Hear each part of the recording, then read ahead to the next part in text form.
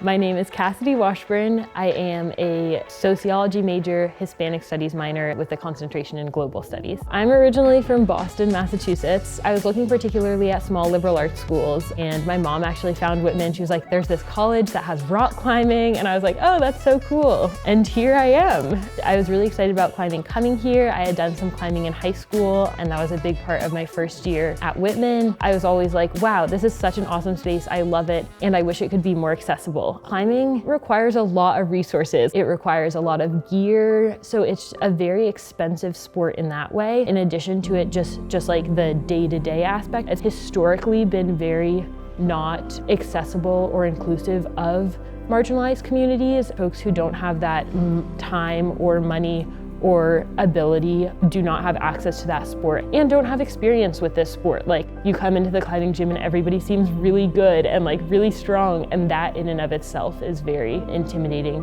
I really want to use my final year at Whitman to kind of combine those two interests and passions of social justice, making the climbing gym and rock climbing in general more accessible, and community engagement and working with kids. And I was like, oh, I should start a climbing program for kids. Like, we have this awesome resource. It's the only climbing gym in Walla Walla. I'm interested in going into education anyway. This is great career experience for me. And I really spent the summer talking to just different people at Whitman and different people through the Walla Walla public schools, trying to begin to shape this.